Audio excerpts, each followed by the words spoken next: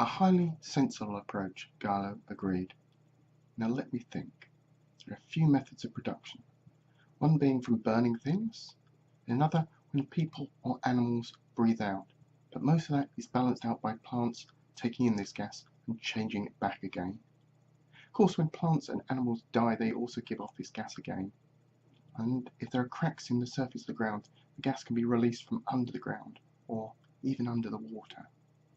I think that covers the major sources of production, at least the ones I know of. I'm going to check to see if there are others, but I doubt there are any other major sources. Cracks in the ground again. I know nothing of this. However, there was something a few years back now. When an animal dies and the body is left behind, the body will, let us say, after a few days, it starts to smell. Forsaken do not like the smell.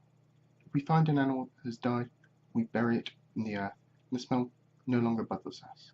However, once there was a time when a great smell assaulted us, but we could not find the animal that created the smell, and it seemed that the smell was borne upon a strong wind that we sometimes get at that time of year. Normally the wind is fresh and clear, there's a faint tang to it, and the Forsaken all enjoy the smell of that air, for we feel fit and happy. But this year the smell was bad and rotten, and persisted for many days. It only faded when the wind dropped. Could this be the thing you are speaking of? It's all that I can think of. It might interest you at the moment. I'll try to think of other things, but for now, there is only this. Could be. The smell would have to have been a large number of animals dying, possibly even a mass extinction, Galley responded. The smell to last so long and be carried on the wind had to be very widespread as well. Gallo pondered this information for a while.